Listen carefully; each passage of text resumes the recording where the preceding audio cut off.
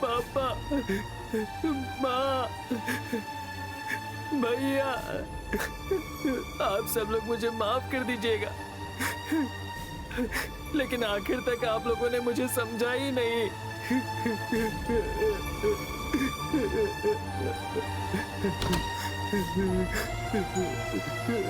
छोटे साहब, क्या हुआ पार्वती? मैं आपसे एक बात करना चाहती थी।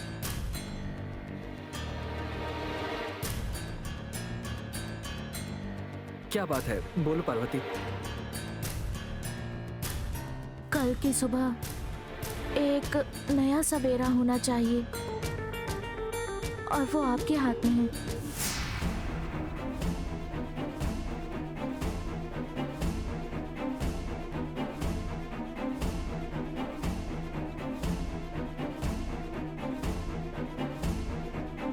आपके हाथ में क्या है छोटे साहब? कुछ नहीं है पार्वती। अगर कुछ नहीं है तो फिर आप हाथ को ऐसे बांध कर क्यों खड़े हैं? हाथ में क्या है जरा बताइए। मेरे सर में थोड़ा दर्द है, इसलिए सोचा कि टैबलेट खाकर थोड़ी देर के लिए आराम कर लूंगा। इतने में तुम आ गई। नहीं छोटे साहब, आप मुझसे कुछ तो छुपा रहे हैं। आपके चेहरे से साफ पता चल रहा है। आपके हाथ में क्या है दिखाइए। पार्वती, मैंने कहा ना कि टैबलेट है। अगर आप नहीं बताएंगे तो मैं अभी बड़े साहब को बुलाऊं। पार्वती, भैया को मत बुलाओ। तो अपना हाथ दिखाइए मुझे। सिर्फ दवा है ना, तो हाथ दिखाइए। रुको, दिखाता हूँ।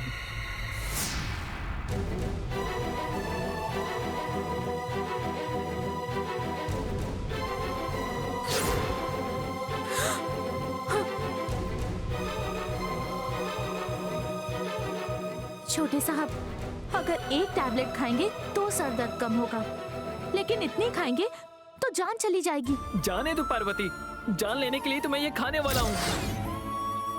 मेरी वजह से यहाँ सबको सर दर्द है, इसलिए सबको छोड़कर जाने का फैसला कर लिया है। ये क्या है छोटे साहब? कल सुबह आप ऐश्वर्या मेम साहब से शादी का फैसला सुनाएंगे। मैं ये सुनने के लिए यहाँ आई थी, मगर आप तो कुछ और ही फैसला कर चुके हैं। मैं ऐश्वर्या से शादी नहीं करूंगा, ये बात कई बार बोल चुका हूँ, लेकिन तुम्हारे अलावा इस बात को किसी ने नहीं समझा। कल जायदाद का बंटवारा करके अपने आप से मुझे अलग कर देंगे और मैं ये बर्दाश्त नहीं कर पाऊंगा।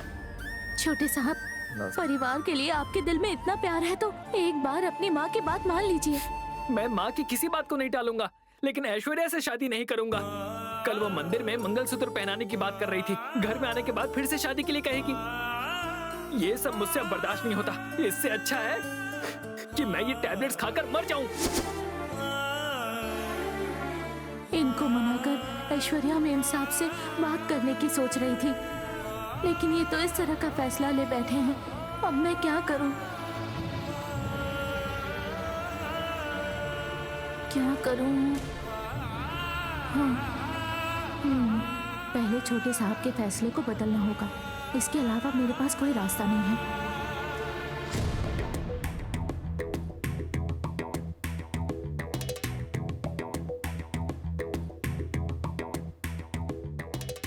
छोटे साहब, कल ऐश्वर्या मेम साहब यहाँ नहीं आएंगी। आप चिंता मत कीजिए। ये क्या कह रही हो पार्वती? इतने यकीन से कैसे कह रही हो?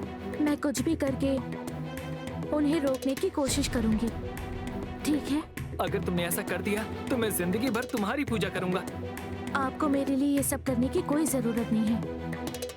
आप अपने फैसले को बदलकर वो टैबलेट मुझे देकर चैन से सो जाइए और सुबह होने का इंतजार कीजिए। तुम सच कह रही हो क्या पार्वती? मैं आपसे झूठ बोल सकती हूँ क्या?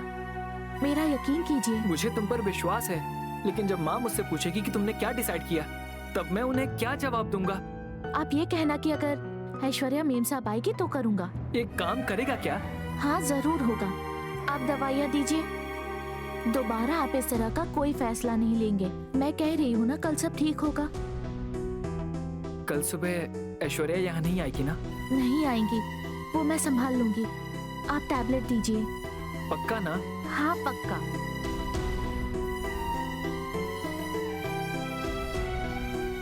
अब आप सो जाइए। जरा वो दवाई उठा कर दीजिए।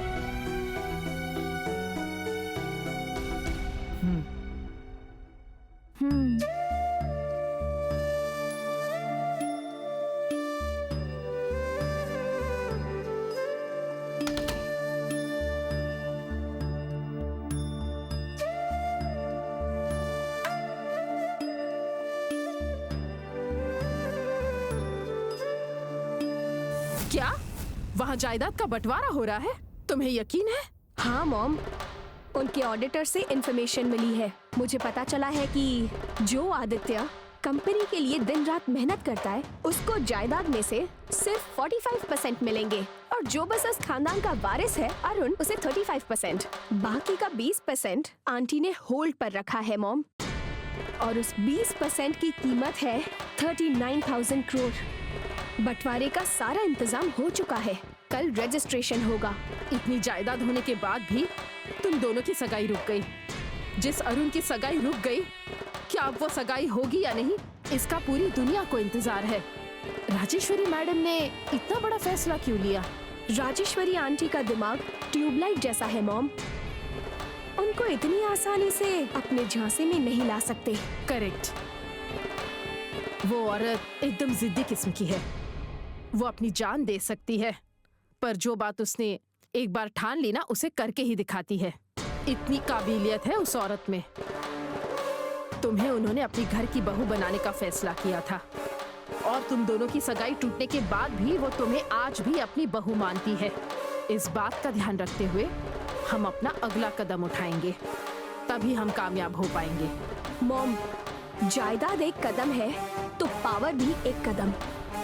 राजेश्वरी आंटी की जगह मुझे लेनी है। तब तक हम जो खेल उनके साथ खेल रहे हैं, उन्हें इस बारे में बिल्कुल पता नहीं चलना चाहिए। हमारे लिए उनकी सिंपैथी स्ट्रैटेजी बन सकती है। राजेश्वरी आंटी को मेरे प्रति प्यार है, और उसी प्यार को थोड़ी हवा देकर उन्हें अपनी दीवानी बना दूंगी। ऐसा करने से जल्द ही मैं उनकी बहू बन जाऊंगी। राजेश्वरी आंटी ने जो टाइम दिया था वो कल खत्म होगा। हाँ ईशु, तुम्हारा उस घर में बहू बनने का इंतजार अब खत्म हो गया है। हाँ मॉम, वो दिन बहुत जल्द ही आएगा।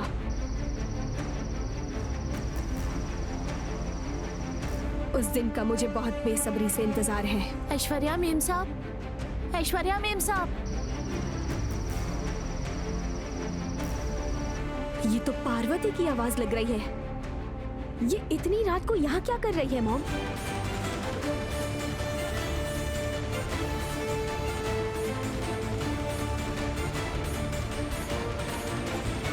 ए, तू यहाँ क्यों आई है? उस दिन कहा था ना कि इस घर के दरवाजे तेरे लिए बंद हो चुके हैं। निकल जा यहाँ से। अगर एक पल भी यहाँ रुकी ना, तो मुझसे बुरा कोई नहीं होगा। जा यहाँ से।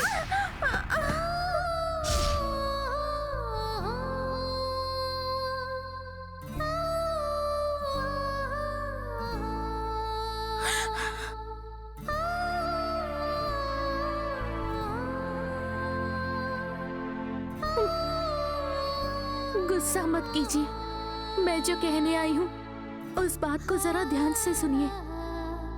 ए, क्या कहने आई हो?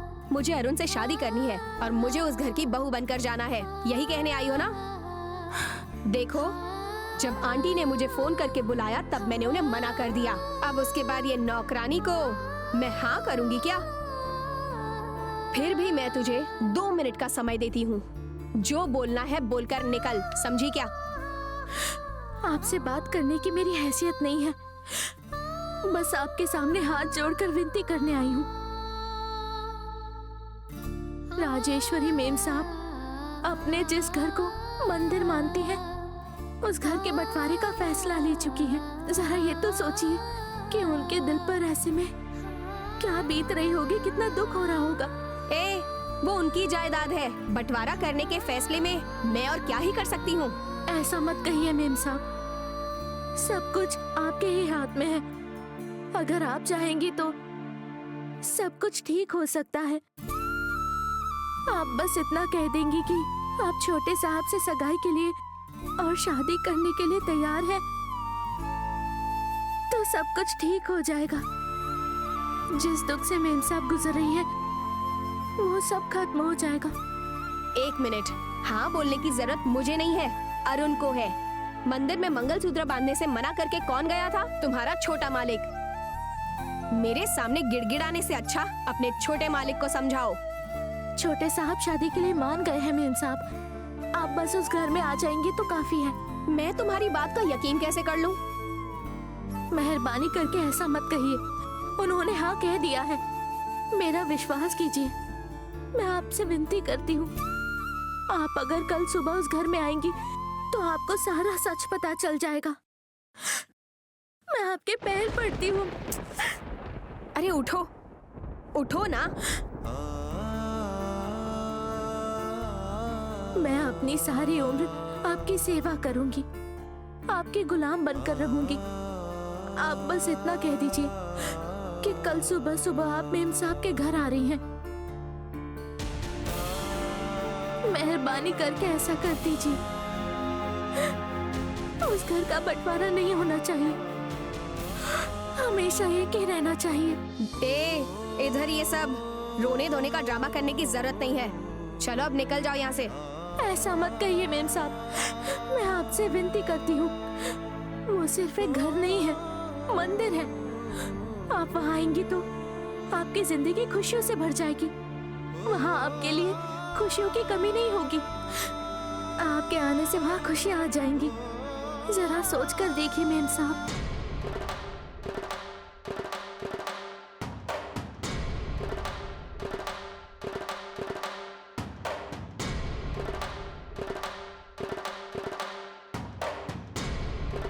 ऐसे क्या देख रही हो?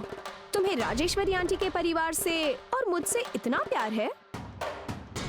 खुद को बचाने के लिए इतना सीन क्रिएट कर रही हो, सब समझ रही हूँ मैं। ये आप क्या कह रही हैं? सुनो पार्वती, राजेश्वरी आंटी ने तुम्हें इस काम के लिए 7 दिन की मोहलत दी थी ना? मुझे अच्छी तरह पता है। क्या देख रही हो तुम? मंदिर में आदि के साथ भगवान के सामने बोल रही थी ना तुम? सारी बातें छुपकर सुन ली थी मैंने। तुम्हें जो मोहलत दी गई थी ना, वो कल सुबह खत्म हो रही है और इसीलिए खुद को बचाने के लिए इतना ड्रामा कर रही हो तुम। अरे रे, ऐसा कुछ नहीं है मेम साहब, बस आप अच्छी रहे, राजेश्वरी मेम साहब का परिवार खुशहाल रहे। मैं बस ये दिल से चाहती हूँ। भगवान से मैं हर दिन यही प्रार्थना करती हूँ। मेरा विश्वास कीजिए, आप छोटे साहब से शादी करके हमेशा आप दोनों खुश रहें, मेरे लिए इतना ही काफी है। उसके लिए मैं कुछ भी करने के लिए तैयार हूँ। कुछ भी करोगी क्या? हाँ, करूँगी मेम साहब। बस आप हमेशा खुश रहिए। मेम साहब के चेहरे पर मुझे खुशी देखनी है और ये तभी होगा जब आप घर पर आएंगी। एक बार कह दीजिए कि आप आएंगी। ठीक है, मैं बोलती हूँ। आप सच कह रही हैं मेम साहब? आपने मुझे माफ कर दिया। मेरे आंसू से आपकी जिद बदल गई। मेरे लिए इतना काफी है। मुझे बहुत खुशी हो रही है। अभी जाकर ये खुशखबरी मैं घर वालों को देती हूँ, वो सभी ये सुनकर बहुत खुश होंगे। मैं चलती हूँ।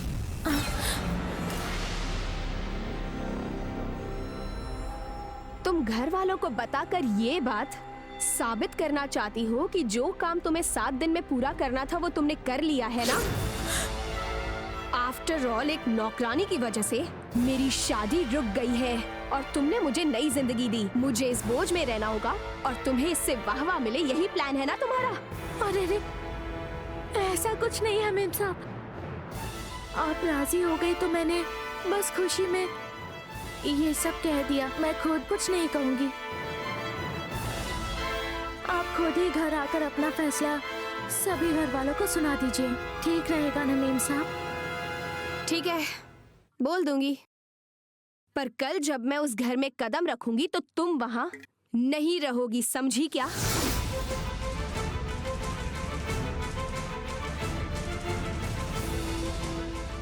तब तुम उस घर में रहोगी, अरुण खुशी से मेरे साथ नहीं रहेगा। इसीलिए अगर अरुण की शादी मुझसे करवानी हो तो तुम्हें उस घर से हमेशा के लिए जाना होगा और लौटकर नहीं आना। अगर तुम सच में चाहती हो कि अरुण के साथ मैं खुश रहूं, तो तुम्हें सिर्फ उस घर से ही नहीं बल्कि तुम्हें इस दुनिया से निकलना होगा। अगर इसमें तुम्हारी हाँ है तो मेरी भी हाँ है। तो क्या कहती हो?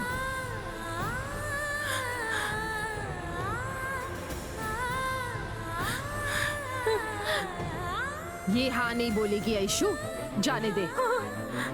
ठीक है, मैं तैयार हूँ, मैं तैयार हूँ।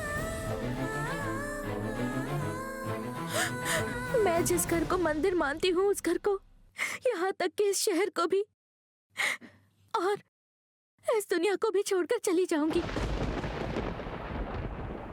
मेम साहब, आप छोटे साहब के साथ खुशी से रहेंगी तो मेरे लिए इतना ही काफी है। मैं जैसे आई थी वैसे ही यहाँ से लौट जाऊंगी। आज के बाद मैं कभी आपकी नजरों के सामने नहीं आऊंगी। मैं आप दोनों से वादा करती हूँ। आप कल सुबह जब वहां कदम रखेंगी तो मैं उस घर में नहीं रहूंगी मेम साहब।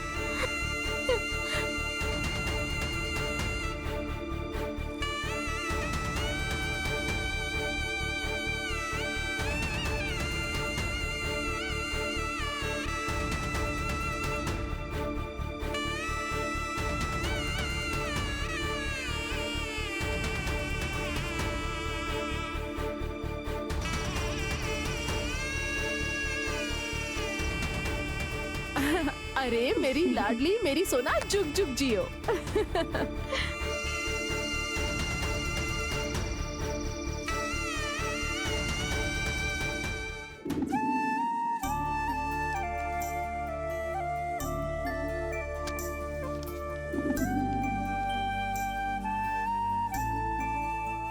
छोटे साहब, मैं पार्वती।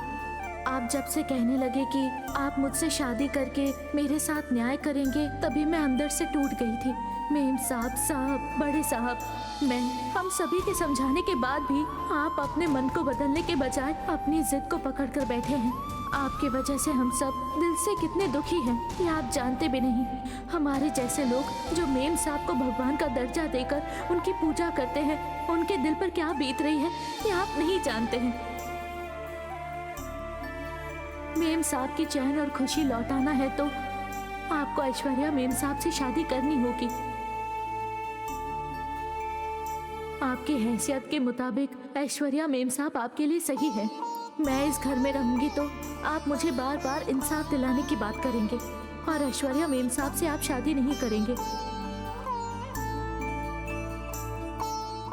बस इसीलिए आप लोगों को बताए बिना मैं इस घर से हमेशा के लिए जा रही हूँ। ये खत जब आपको मिलेगा तब तक मैं इस घर से चली जाऊंगी। जब आप अपने मन से ऐश्वर्या मेम साहब से शादी करने और सगाई करने के लिए मान जाएंगे तब मैं वापस लौट कर आऊंगी, वरना मैं इस दुनिया में नहीं रहूंगी, आत्महत्या करके मर जाऊंगी। मुझे माफ कर दीजिए छोटे साहब। ऐश्वर्या मेम साहब कल सुबह आपके घर नहीं आएंगी, ये मैंने आपसे झूठ कहा था। आप ऐश्वर्या मेम साहब के साथ शादी करके खुशी से रहना।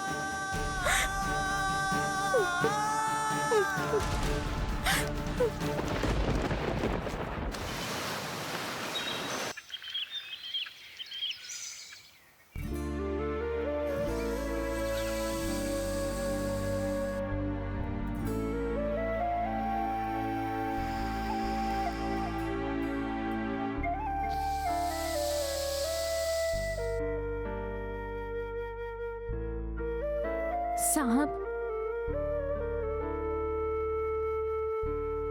आओ पार्वती।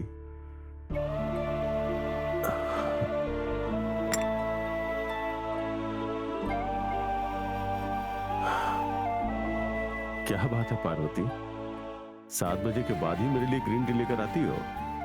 फिर आज क्या हुआ, इतनी जल्दी लेकर के आ गई?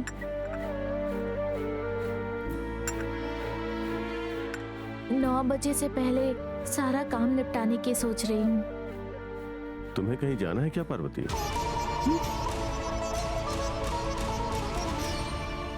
बहुत दूर जाना है साहब।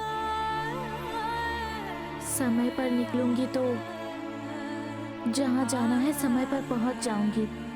अगर तुम्हें दूर जाना है तो मेरी कार लेकर चली जाओ पार्वती। मैं सुंदरम को बोल दूं क्या? नहीं नहीं साहब, ऐसा कुछ मत कीजिए। मैं अकेली ही चली जाऊंगी। Very good. जब तुम नई नई आई थी तब तुम्हें रोड क्रॉस करने में भी डर लगता था, लेकिन अब तुम्हें इतनी दूर जाना है और पिताजी भी तुम्हें साथ में नहीं चाहिए। इतनी इम्प्रूव हो गई हो क्या तुम? Keep it up. जिंदगी का सामना कैसे करना है, असल में तो वो मुझे यहाँ आने के बाद ही समझ आया। Thank you Parvati.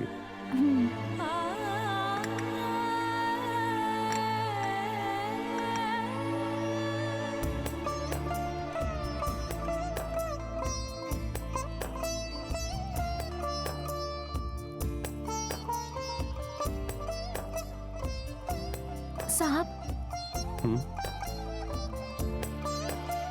आप अपनी सेहत का ख्याल रखिएगा। हाँ, उसी के लिए तो पार्वती ये मेडिटेशन, एक्सरसाइज और अभी तुमने मुझे जो दी ना ग्रीन टी, ऑफ कोर्स तुम्हारे हाथ का बनाया खाना भी मेरी सेहत के लिए फायदेमंद साबित हुआ है। Once again thank to you बेटी। अरे मैंने कुछ भी नहीं किया बड़े साहब, मैं तो हमेशा आपके आभारी रहूंगी।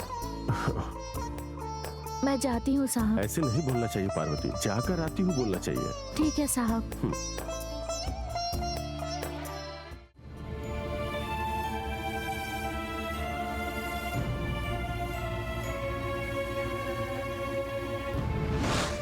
कल तक इंतजार करते हैं, इसका फैसला पता चल जाएगा, क्योंकि कल फाइनल डेट है, आखिरी दिन।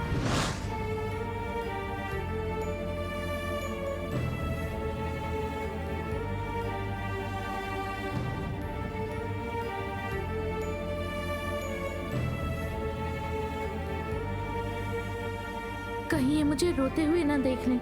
इनके सामने मुझे हमेशा की तरह रहना होगा। बड़े साहब को पता नहीं चलना चाहिए।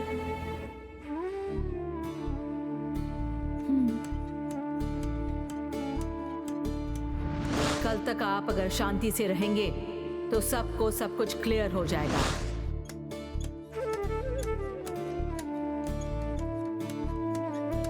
बड़े साहब,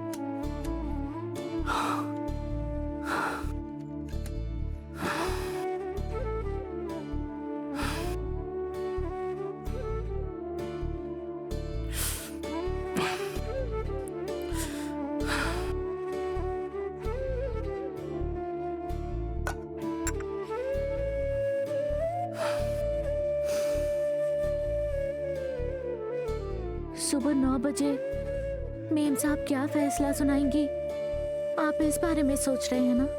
सही कहा। मैं रात भर सो नहीं पाया। अरुण और ऐश्वर्या को मिला नहीं पा रहा हूँ, ये तक मुझे रात भर सोने नहीं दे रहा है। ऐसा लग रहा है जैसे मैं अपनी जिंदगी में पहली बार हार गया हूँ। बड़े साहब, ये शब्द कभी भी आपकी जुबान पर नहीं आना चाहिए। आप जीतेंगे, पक्का आप जीतेंगे बड़े साहब। छोटे साहब जरूर अपना मन बदलेंगे। ऐश्वर्या मेम साहब जरूर इस घर में बहू बनकर आएंगी। अब भी तुम्हारे मन में इस बात की उम्मीद है? ठीक है। आप ही तो कहते हैं ना बड़े साहब कि हमें कभी भी उम्मीद नहीं खोनी चाहिए, और आपके यही शब्द मेरी उम्मीद को बढ़ाते हैं। और आपने जो हिम्मत मुझे दी है, जिस वजह से मैं इतना बदली हूँ, मेरे लिए आप भगवान हैं। आप नहीं होते तो मैं आज यहाँ नहीं होती। मैं तुम्हारे लिए भगवान हूँ, लेकिन मैं अपनी माँ की एक छोटी सी ख्वाहिश भी चाहकर भी पूरी नहीं कर पा रहा हूँ। कितना नकारा बेटा हूँ मैं। ऐसा मत कहिए बड़े साहब, आपके जैसे बेटे को जन्म देना एक माँ के लिए सौभाग्य है। आप दोनों नेक दिल हैं और आप लोगों के साथ हमेशा अच्छा ही होगा बड़े साहब। आप ऐसा वैसा मत सोचिए।